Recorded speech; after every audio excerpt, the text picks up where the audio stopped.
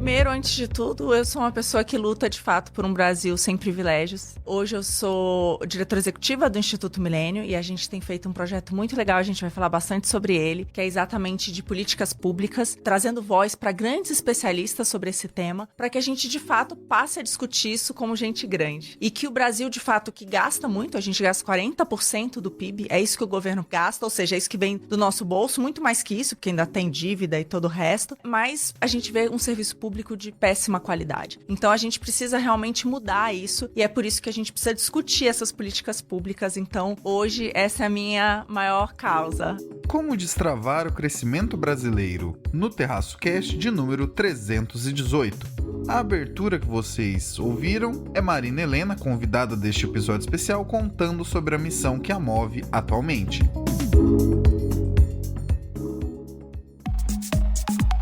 O principal índice da Bolsa de Valores de São Paulo fechou pela primeira vez acima dos 106 mil pontos. Fomos responsáveis, caímos no conto do vigário e não fizemos sem fazer o que o resto do mundo já fez. Carry out the peaceful transfer of power as we have for more than 2 centuries. Do mundo relevante da economia, política e assuntos afins, diretamente para os seus ouvidos. Este é o Terraço Cast. E aí pessoal, tudo bem? Caio Augusto, diretamente da noite de 29 de maio de 2022, quase 30 de maio de 2022, em Ourinhos, para mais um episódio especial do meu, do seu, do nosso Terraço Cast. Neste 318 está aqui comigo a Marina Helena, que além de você ter ouvido na abertura, vamos deixar que se apresente agora. E aí Marina, tudo bem? Meu nome é Marina Helena, eu sou economista. Depois de trabalhar durante 14 anos no mercado financeiro, como economista estrategista, estudando aí mais de uma dezena de países e vendo o Brasil ficar completamente para trás, eu tenho me dedicado nesses últimos 4 anos a trabalhar para um país melhor. Eu fui em 2019 diretora de desestatização do Ministério da Economia. Eu via que uma privatização de uma estatal nos livraria de grandes males, aí seria um grande legado, depois do que a gente viu em Mensalão, Petrolão e todo o resto. Depois disso, eu montei um movimento chamado Brasil Sem Privilégios, a favor de uma reforma administrativa que permitisse uma modernização do serviço público e devolvesse o foco desse serviço público ao cidadão, de fato, atender bem o cidadão, e também pelo fim dos supersalários. E hoje eu sou o CEO do Instituto Milênio, que é um instituto que promove valores de liberdade, então democracia, Estado de Direito, livre mercado, e a gente tem implementado um projeto muito legal que é discussão de políticas, de boas políticas públicas para o Brasil, uma série de diagnósticos do que o Brasil precisa e de propostas, com a ajuda aí de um time de craques, falando sobre os mais diversos assuntos. E além disso, a gente tem feito também podcasts para tentar levar isso de uma maneira bastante acessível, Então eu acho que é muito importante que as pessoas saibam o que estão acontecendo no país, até para cobrar as respostas devidas, Eu acho que isso é muito importante. Quer aprender com os especialistas do terraço econômico de maneira mais intensiva? Vem aí nosso MBA em Economia e Investimentos. Olha o primeiro link da Linktree, porque aí você fica por dentro de mais informações. E deixando seus dados para contato, vamos te explicar tudo o que você quiser saber, com detalhes. Aliás, por falar na Linktree, lá você também encontra nossos endereços oficiais no YouTube, no Facebook, no LinkedIn, no WhatsApp, no Telegram, no Instagram, no Twitter e até a nossa lojinha. Merchan da firma feito, vamos então para o primeiro assunto do episódio de hoje. Marina, você já fez parte da equipe econômica do atual governo na área de desestatizações. Conta um pouco sobre a sua experiência e, com ela, o que aprendeu e compartilharia de relevante no sentido de mover as coisas e melhorá-las. Em 2019, eu recebi um convite para trabalhar no Ministério da Economia e depois de reclamar muito e ver muita coisa errada sendo feita no país, eu vi como uma oportunidade de parar de reclamar e fazer alguma coisa a respeito. Então eu aceitei. Eu fui para a Secretaria de Desestatização exatamente porque eu vi ali uma oportunidade de deixar um legado, de fato, para o país, A gente tinha visto tudo que foi feito utilizando estatais, como o Mensalão, o Petrolão.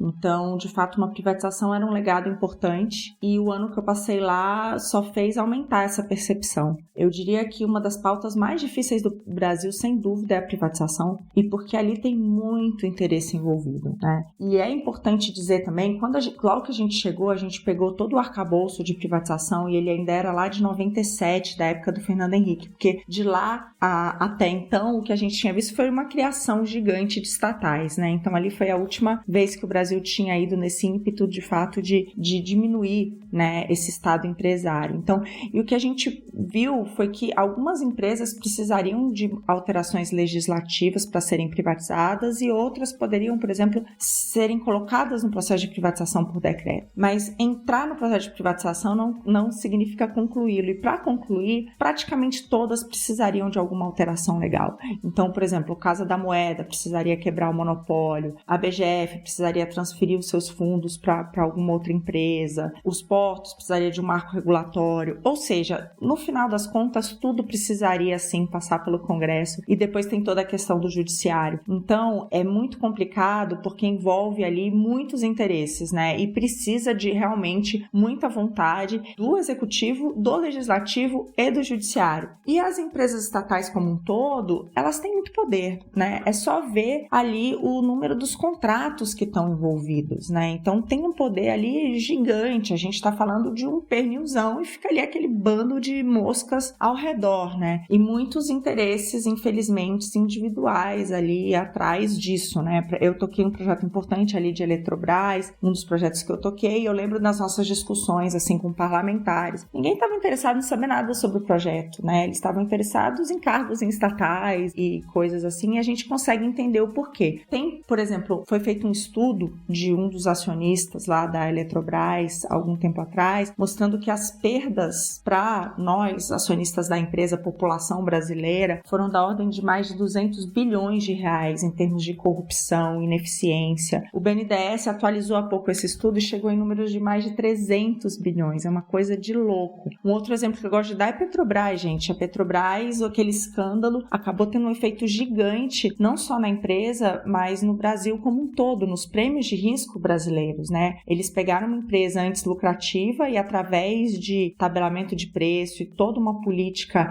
errada, acabou fazendo com que a empresa se transformasse numa das mais endividadas do mundo. Mais de 140 bilhões de dólares em dívidas. Dinheiro jogado no ralo. Por exemplo, a questão da construção de refinarias fantasmas, né? Abreu e Lima e Comperge. A gente gastou ali 30 bilhões de dólares, um valor absurdo. E tá lá, sucateado. Então é isso, assim, é muito ineficiente, né? Claramente atende a outros interesses, não o dos brasileiros, né? Então eu acho que esse é um fator muito, muito relevante. E por isso mesmo é tão difícil privatizar, exatamente porque todo mundo quer um pedacinho ali e acaba que é isso, você tem que convencer dentro do executivo, do legislativo, do judiciário, então é realmente muito, muito complicado. A gente acabou vendo ali um estado empresário imenso, a gente viu entre participações majoritárias e minoritárias, participações em 700 empresas, né, uma coisa louca, só do governo federal,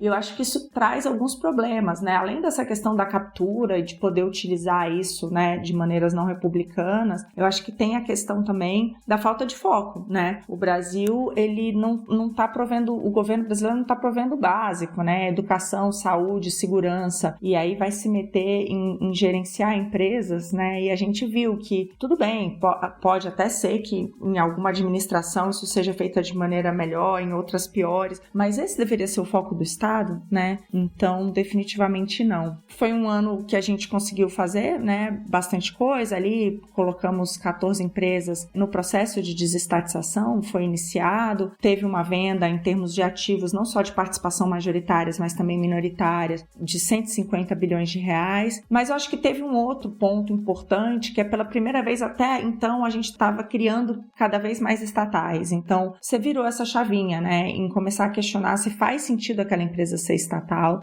ou se faz sentido privatizá-la, né, e definitivamente de não criar novas empresas, né? Então, se pensar muito antes de se criar uma nova empresa estatal. Mas foi um pouco frustrante, né? Eu acho que muito mais poderia ser feito, de fato, se a gente tivesse, as esferas de governo tivessem isso como prioridade. Eu acho que é uma agenda, de fato, que ela é muito complicada, né? Exatamente por atender a todos esses interesses. Um exemplo que eu gosto de dar é o crédito, né? Hoje, metade do crédito no Brasil praticamente vem de bancos públicos, então eles escolhem para quem emprestar e a que taxa, né? Então, assim, isso é um exemplo do poder envolvido em todas essas empresas e por que é tão difícil privatizar uma empresa estatal. A discussão a respeito de privatizações é mesmo sensível no Brasil. Sempre costumamos cair naquela velha questão de que patrimônio do povo não pode ser vendido ou algo do tipo. Mas é impressionante o quanto esse suposto patrimônio do povo, que costuma atender a interesses bastante específicos na política, não é levado a sério. Ainda que não seja simplesmente vender tudo e pronto, melhoraria um tanto a eficiência do país como um todo se o Estado, que é uma parte importante da economia e da vida de todos nós, tivesse uma atenção maior para os problemas que realmente pode resolver, as instituições, regras do jogo e afins, do que como funciona na média, né? Que é querendo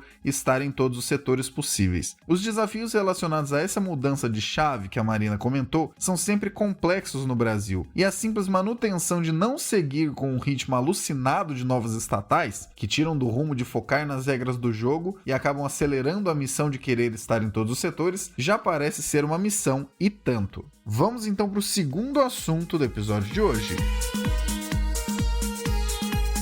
Qual a importância de desburocratizar e otimizar o Estado para permitir o crescimento? O maior problema hoje no Brasil, sem dúvida, eu acho que é essa falta de crescimento, né? Desde que eu nasci, em 1980, né? Então há 40 anos aí, o Brasil praticamente não cresce. Se você pegar o crescimento per capita do Brasil nessas 4 décadas, foi de 0,6% ao ano. Isso significa que a renda média do brasileiro demoraria 120 anos para dobrar, né? E a gente viu nesse período recente o mundo fazendo isso em 2 décadas, né? Então, assim, a gente ficou muito para trás. E eu acho que o principal fator por trás disso é uma falta de competitividade, né? E isso começa, de fato, dentro do próprio setor público, né? A gente tem um setor público que gasta muito, né? A gente gasta hoje, o governo brasileiro gasta 40% do PIB, mas definitivamente talvez ele esteja mais atrapalhando do que ajudando, né? A gente vê que, por exemplo, a gente é um dos países que mais gasta com serviço público, né? Com servidores públicos, chega de 14% do PIB, é o 7º país que mais gasta, mas a gente acaba tendo um serviço público que deixa muito a desejar. Educação, que é super importante para a competitividade e o crescimento de um país, não tem dúvida. Hoje a gente gasta 6% do PIB em educação, mais do que países da OCDE, então não é falta de recursos, mas por outro lado, o que a gente vê são dados muito ruins. A gente tem 38% dos alunos universitários hoje no Brasil são analfabetos funcionais. Eles conseguem ler, entender, mas não interpretar. Não consigo ver como a gente poderia ter falhado mais em relação à educação. E isso acontece porque você não tem nenhum tipo de... Um gestor público hoje no Brasil, ele não tem nenhum incentivo, né, para garantir que você tenha um serviço público de qualidade. Então, nenhum tipo de meritocracia, né? Os salários são todos iguais, então não importa se o servidor presta um bom serviço ou um mau serviço, ele vai ganhar a mesma coisa. Se ele vai no trabalho ou se ele não vai, ele vai ganhar a mesma coisa. Então, acho que a gente precisa, de fato, modernizar, né, uma reforma administrativa que modernize, que volte, qual que é o foco? O foco é o cidadão. Então, qual que é o foco da educação? O foco da educação é a aprendizagem do aluno. Então, vamos desenhar um sistema de incentivo em que a remuneração dos professores e os valores destinados à escola estejam ligados à aprendizagem desses alunos, né? Então, e lembrando, aquele aluno que saiu, de uma nota 1 para 2, às vezes é até mais importante do que o que saiu de 9 para 10, mas você tem que ter maneiras de conseguir incentivar, né, esse foco de fato ali na aprendizagem. Então, esse é um exemplo, mas isso vale para todas todas as outras esferas do serviço público e hoje isso não existe. A gente é um dos poucos países do mundo em que isso não existe. Aliás, tem um relatório muito interessante da OCDE, extenso, né, sobre a questão do setor público ao redor do mundo, e eles usam o Brasil como exemplo do que não fazer em diversos casos. Então, a gente realmente precisa mudar. E isso porque a gente tem um Estado, a gente tem um país de privilégios mesmo, né? A gente tem aí, enfim, super salários, né? Um judiciário com 60 dias de férias, várias aberrações aí, e não focado em prover, de fato, oportunidades, né? Um Estado que deixa a desejar em questões básicas, né? Como saúde, segurança, educação, e que está aí, né? Um Estado empresário e que paga super salários e, de fato, disfuncional. Então, isso precisa ser alterado. Um outro ponto importante nessa falta de competitividade é a nossa manicômio tributário, né? A gente tem aí 1.500 horas para pagar impostos, uma carga tributária que ela é muito regressiva, penaliza muito mais, né, as pessoas mais pobres. Então, quem ganha até 2 salários mínimos no Brasil paga mais de metade da renda em impostos, porque o imposto está sobre o consumo. Então, é aquele imposto e é perverso, a pessoa nem sente ali, né? Então, isso precisa ser arranjado. Mas eu acho que é muito complicado hoje em dia se falar de uma reforma tributária antes de fazer uma reforma administrativa, porque a gente corre o risco de acabar aumentando impostos. E a gente hoje já é o país emergente com maior carga tributária. Então, isso não seria desejável, porque isso também não ajuda nessa questão da competitividade. Então, a gente tem essa questão do manicômio tributário. Não é só impostos, né? A gente tem um endividamento alto que faz com que a gente pague altas taxas de juros. Então, nessa combinação endividamento e taxas de juros, não tem nenhum outro país no mundo que tenha uma combinação pior. Então, isso aí é carga tributária para as próximas gerações, ou inflação, né, que é o imposto mais perverso. Então, eu acho que isso também acaba atrapalhando muito nessa questão de competitividade. E a outra questão que eu acho que é bem relevante é a questão de segurança jurídica. A gente tem uma justiça no Brasil que ela é muito cara, né, 1,4% do PIB, 3 vezes, né,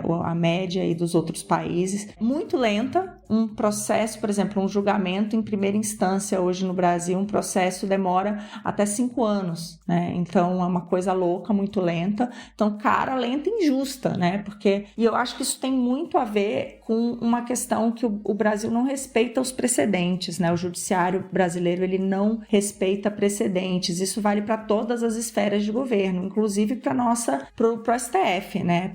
Para as instâncias superiores. Por exemplo, o STF decidiu que aceitar uma prisão após a segunda instância, após condenação em segunda instância, e pouco depois voltou atrás. Mas isso vale para todas as instâncias do judiciário. Isso faz com que entrar hoje em dia na justiça seja quase uma loteria, né? Então isso incentiva todo mundo a entrar e ter essas milhares de processos, porque a decisão de um juiz contradiz a do outro. Então a gente não tem essa questão de seguir precedentes. Eu acho que isso seria uma reforma do judiciário muito importante, que colocasse essa importância de seguir precedentes para a gente ter finalmente segurança jurídica no país, o que é fundamental para a gente ter alguma previsibilidade e se tornar competitivo internacionalmente. Então, eu acho que é uma gama aí de fatores, de fato, que a gente precisa endereçar para tornar o país mais competitivo e deixar de ficar para trás e, de fato, voltar a crescer, que é tão importante. Uma questão que pouco paramos para pensar é sobre como a resolução de gargalos pode destravar o crescimento. Em nosso país, geralmente pensamos na resolução de problemas super avançados antes de resolver os básicos. Nos perdemos em muitas dessas resoluções e, no fim das contas, a missão principal do Estado deveria ser a de garantir as melhores condições iniciais possíveis. Muita disparidade existe porque o Estado acaba mantendo algumas desigualdades postas há muito tempo como presentes. Não existe um caminho simples e direto que resolva todos os problemas, mas a diferença entre o que temos hoje e o que tínhamos 3 ou 4 décadas atrás é um diagnóstico muito mais preciso sobre o que temos de fazer. É difícil, mexe com muitos interesses delicados, mas pelo menos o caminho está razoavelmente dado. Trata-se de um conjunto de reformas, todas essas que a Marina comentou, de difícil operacionalização e efeitos de prazo consideravelmente longo, mas é preciso caminhar, né? Como diz aquela velha frase, uma jornada de 1000 léguas, quilômetros, milhas, enfim, começa com o primeiro passo. Estamos muito atrás do mundo desenvolvido e até de nossos pares emergentes, mesmo que tenhamos avançado. Dá para fazer muito mais sem grandes mudanças em termos de produtividade, apenas destravando os gargalos de crescimento existentes em nosso país.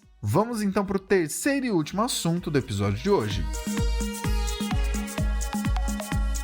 Como, em sua visão, a política pode contribuir para que tenhamos uma próxima geração melhor do que a atual? E a política é fundamental para isso, né? Porque todas essas questões que a gente falou anteriormente passam, muitas delas, todas vão passar pelo Congresso, né? E muitas, por conta da nossa Constituição, vai demandar 3/5, né, dos nossos parlamentares para serem aprovadas. Então, hoje em dia, eu diria que talvez a reforma política seja a mãe de todas as reformas, porque a gente tem um sistema hoje, né, esse sistema muito fragmentado, a gente tem mais de 20 partidos hoje representados no Congresso e, com certeza, a gente não tem mais de 20 ideologias, né? Isso faz com que todo tipo de negociação tenha que ser individualizada. Então, praticamente com 513 deputados e 81 senadores, né? E então o custo para aprovação disso é muito elevado. E a gente tem visto uma deterioração institucional nesse sentido, né? A aprovação, por exemplo, de fundão eleitoral de 5 bilhões, mais o fundo partidário, não tem paralelo com nenhum outro lugar do mundo, né? Emendas parlamentares, tem um paper importante aí do Instituto Milênio mostrando que também não tem paralelo com nenhum outro lugar do mundo. Hoje a gente tem 36 bilhões em emendas parlamentares,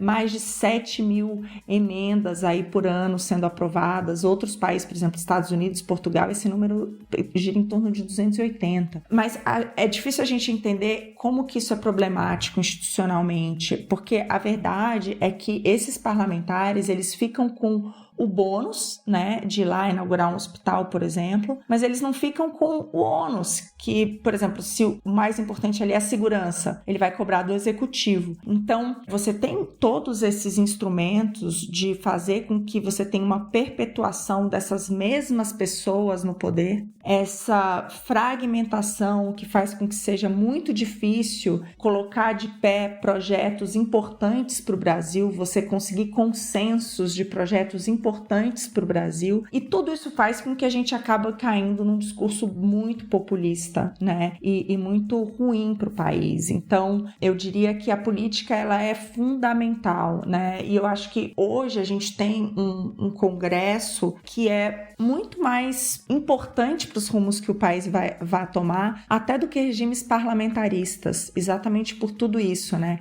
por aprovar leis, e no caso do Brasil, por a gente ter uma Constituição que é aí um dicionário de utopias e muito difícil, que fala sobre tudo. Então, qualquer mudança, a gente precisa, não de uma maioria simples, mas de 3/5, né, do parlamento. Então, isso faz com que seja muito custoso. A gente tem, bem ou mal, o Congresso Nacional como o freio e contrapeso ali do Executivo e do Judiciário, podendo, inclusive, tirar esses representantes, né? Então, isso faz com que muitas das vezes você tem ali até esses poderes como reféns ali do legislativo, e você tem esses outros incentivos, né, como fundão, emendão e tudo isso, que faz com que você acabe tendo pouca capacidade de renovação, né, mantendo ali esses mesmos no poder, e esses mesmos de uma maneira completamente fragmentada, né, com diversos partidos, o que torna todo tipo de consenso muito difícil. Então, a política, ela pode sim contribuir se a gente começar, eu acho que a população como um todo, e até esse projeto do milênio de divulgar artigos de política pública e tornar isso acessível e levar o que está acontecendo para a população, é porque a gente realmente queria levar a luz nos nossos problemas, porque a população precisa entender quais são e cobrar os seus representantes, não só no executivo. Hoje no Brasil a gente é muito viciado nisso, em procurar, né, um salvador da pátria, alguém que vai resolver os problemas, e o foco muito no executivo, e deixa esse legislativo de lado, que é quem realmente manda no Brasil, né? Então, a gente teve aí inúmeros presidentes, né, dos mais diversos aspectos aí ideológicos, e no final das contas, a gente não conseguiu mudar muita coisa, e o que a gente vê é um parlamento muito forte em qualquer um desses governos, né? Então, eu acho que está na hora de acordar, de entender o que está passando passando, né, pelo Congresso Nacional, quais são as leis, o que eles estão vendo, o que eles estão fazendo, e de cobrar uma resposta mais adequada para que a gente saia dessa mesmice, né? A gente não sai do lugar, né? É isso, a gente não cresce há 40 anos, alguma coisa precisa ser feita para isso mudar, e tá ficando pior, porque a gente perdeu o bônus demográfico, porque a gente já somos, né, o emergente com maior carga tributária, com pior combinação de endividamento e taxa de juros. Então a gente já está deixando aí um legado muito complicado para as próximas gerações. Então algo precisa ser feito, e eu acho que a sociedade precisa acordar para isso, né, para essa importância do legislativo, de eleger melhores representantes, mas também de cobrá-los. Isso é fundamental. A fragmentação da política é uma questão muito complicada, porque aumenta a dificuldade em qualquer negociação. Outro aspecto que contribui para que a situação fique complexa é a comunicação. É preciso falar para ser entendido, como o Terraço Econômico e o Instituto Milênio tanto buscam fazer há tantos anos. O caso da reforma previdenciária é emblemático. Uma coisa é o raso vai prejudicar os mais pobres dito por décadas sem alguma resposta à altura. Outra bem diferente foi ter colocado dados como o sistema de transferências, o que significa que quem trabalha está pagando a aposentadoria de quem já se aposentou, e uma quantidade pequena de servidores públicos aposentados concentram um valor de aposentadoria total superior a uma quantidade muito maior de aposentados pela iniciativa privada. Comunicação faz muita diferença. Trazer uma discussão mais madura para nossos representantes na política, que são as pessoas que deliberam, né, decidem os rumos das regras do jogo, é também algo muito importante. Sim, a política é essencial para que mudanças importantes aconteçam no país, e a comunicação ajuda a unir em uma mesma linguagem as pessoas que deliberam na política e a população, que da política espera reais mudanças. Novamente, diagnóstico hoje sobre o que precisa ser feito é bem mais preciso do que era décadas atrás. A política tem o potencial de resolver muita coisa, e a comunicação pode azeitar tudo isso. E olha, se tudo isso aqui que a gente te falou pareceu grego, pensa o seguinte: a diferença que faz em quem você vota é enorme. Com muitas aspas envolvidas, perca um tempo pesquisando quem você pretende colocar na Câmara Legislativa do seu estado ou lá em Brasília. Veja as contribuições que a pessoa já teve em vida pública e privada, o que efetivamente pretende colocar em prática caso chegue lá, enfim. Caso contrário, seguiremos no pacto de mediocridade que assinamos com a política há décadas, de colocar lá quem não vai realmente correr atrás de mudanças para que, a um determinado número de anos, saímos às ruas para protestar por decisões que nós mesmos tomamos, né? O que parece um paradoxo. Se cada um parar para pensar pelo menos um pouquinho em quem escolhe para os cargos que vota, principalmente no legislativo, embora, como a Marina bem tenha apontado, precisa haver alinhamento com o executivo e também chancela do judiciário, se todo mundo pensar um pouquinho em quem vota e coloca lá no legislativo, podemos melhorar muita coisa ao longo do tempo. E quem sabe, permitir que não demoremos mais de 100 anos para dobrar a renda do país, mas reduzir isso a poucas décadas, o que, convenhamos, já seria um enorme avanço em relação ao que temos pelo menos dos anos 80 para cá. Vamos então nos despedindo da nossa convidada especial neste episódio de número 318 do meu, do seu, do nosso Terraço Cast. Muito obrigado, Marina. Baita bate-papo interessante. Sempre bom ouvir quem não só se atenta e tem boas intenções, como também conhece com mais detalhes os caminhos das mudanças. Muito obrigado e porta aberta para novos conteúdos mais adiante. Agradeço muito a oportunidade de falar aqui com vocês do Terraço Econômico. Gosto muito do conteúdo que vocês produzem, sou consumidora. E eu acho que, assim como o Milênio, né, o Terraço tem esse papel super importante de educar as pessoas, de levar conhecimento, e eu acho que isso é super importante para a gente ser uma sociedade realmente mais consciente dos nossos problemas e capaz de propor soluções e de cobrar essas soluções. Então é um prazer imenso estar aqui. Um grande abraço a todos. Gostou deste episódio ou do podcast? Nos avalie positivamente e passe adiante. É com muito carinho, dedicação, suor e profissionalismo que realizamos esse trabalho de análise há tantos anos. E se depender de você que nos ouve, seguiremos por muitos outros mais. Conteúdo não falta por aqui, com uma curadoria cuidadosa para você. Abraços digitais por meio da voz deste âncora que tanto ama este podcast e até o próximo episódio.